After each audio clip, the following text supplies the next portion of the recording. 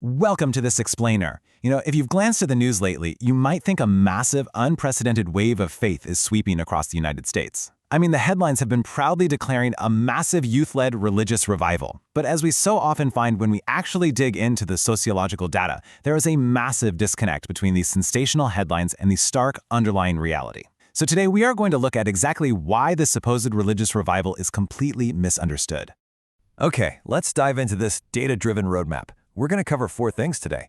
Number 1, the religious revival myth. Number 2, belief without behavior. Number 3, the Catholic counterargument. And number 4, the true cost to society. Section 1. The religious revival myth, investigating the headlines. Let's start with the mystery of this recent data, the numbers that unexpectedly suggested a sudden, massive surge in faith among young Americans. This entire frenzy actually started with a rather shocking Gallup survey. It showed that the share of young men in America, across all faiths, who explicitly stated that religion is very important to them, had jumped from 28% to 42%. And that was in just 2 years. That is a massive 14-point jump in an incredibly short amount of time.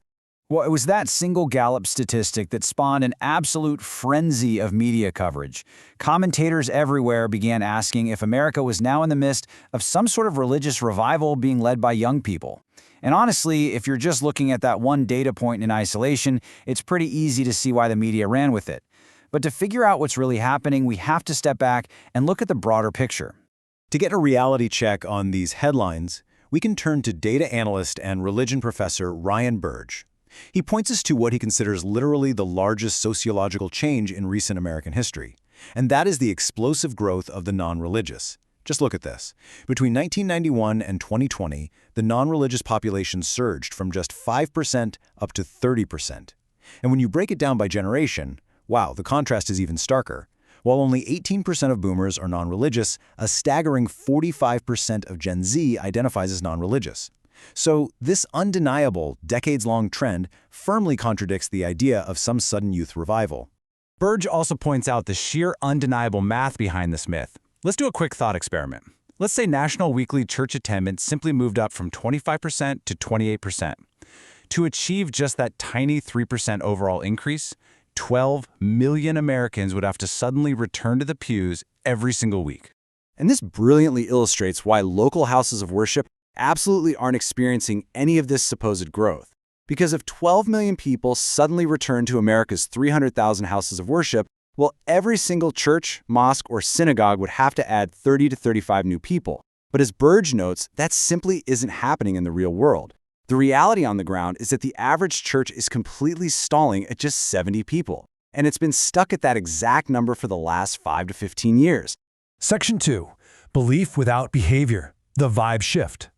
So you might be wondering, if attendance is entirely flat, why did so many young men tell Gallup that religion was very important to them?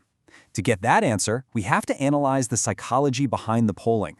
Burge introduces this really fascinating sociological concept to explain it: belief without behavior. Right now, religion is being treated almost like a vibe. People might like what a religion teaches, or they might just feel that religion is generally a good thing when the broader economy feels bad. Basically, they have a deep well of internal belief in a higher power, but they aren't doing anything tangible or practical to express it. They just aren't getting up on Sunday morning and putting themselves in a pew. If you study the sociology of religion, it really all boils down to the 3 B's. Step 1 is belief, having that internal faith. Step 2 is belonging, identifying yourself as a Catholic, Muslim, atheist, or Protestant. And step 3 is behavior, actually attending services and practicing the faith. What the data clearly shows us is that while belief and belonging remain relatively strong in America, behavior has completely fallen off a cliff. And here is the great, undeniable irony of this whole trend. Of those 3 B's, the one element empirically proven to make individuals' lives better across the board is behavior. Actually showing up to a community service increases political tolerance and engagement, it drives volunteering and donations, it improves mental health, and it expands your social capacity. The one thing that actually makes people's lives better is exactly the one thing people currently refuse to do. Section 3. The Catholic counterargument, putting the 2026 surge in context. Now, what's really interesting about this slide is how it addresses the strongest counterargument head-on.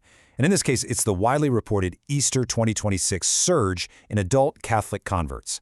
Headlines were everywhere, celebrating a 38% jump in adult Catholic converts in the first quarter of 2026. However, Burge points out a major flaw here. This impressive 38% statistic uses artificially low COVID-era numbers as its baseline. Obviously, when you measure growth against the period when the entire world was shut down, your percentage increase is going to be heavily skewed. To effectively neutralize this counterargument, we just have to zoom out and look at the wider historical context. Back in the year 2000, there were roughly 200,000 adult Catholic converts. In 2026, despite all the news about a reported surge, there will likely be about 180,000.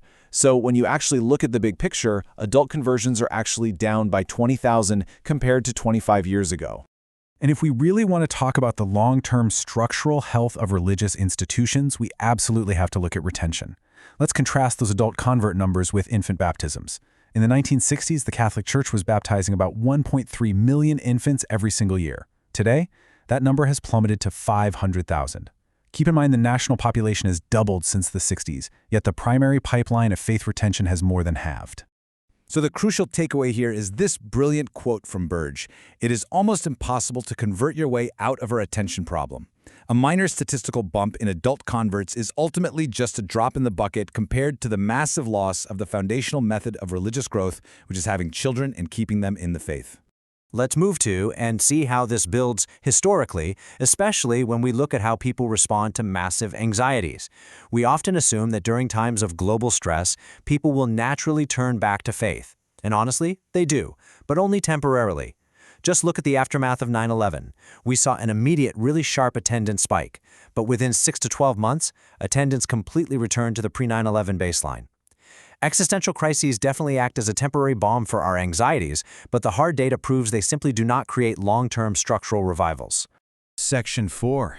The true cost to society. Why the loss of behavior matters. Okay, let's pivot from the individual data points to the broader, far-reaching societal consequences of all this. What happens when this behavior vanishes? In his book, The Vanishing Church, Burge neutrally details a core sociological thesis. Shared religious spaces have historically served as essential, three-dimensional mixing grounds for a healthy, functioning democracy. Think about it. Houses of worship are totally unique because they force you to mix with people of completely different ages and social classes. They naturally bridge blue-collar and white-collar divides, and they put you in a room with people of different political stripes. That environment organically teaches tolerance, forces practical compromise, and builds common societal ground. And this brings us to an incredibly powerful insight about the dangerous polarization we see in our country today. Burge says it's really easy to hate someone when you don't see the humanity in who they are. It is a lot harder to aggressively dislike someone when you're physically taking communion with them or sharing a community meal with them every single Sunday. We are rapidly replacing these shared physical communions with two-dimensional phone and computer screens, literally atrophying the very muscles we need to work through our collective problems. Which leaves us with this final, truly vital thought to chew on. The data is undeniable. Actual religious behavior is deeply on the decline, regardless of what the latest headline claims about our cultural vibes. So the real issue we are facing isn't just about defending a specific faith, it's about understanding human connection. As religious behavior vanishes, how will democracy replace the shared physical communities we so desperately need to survive?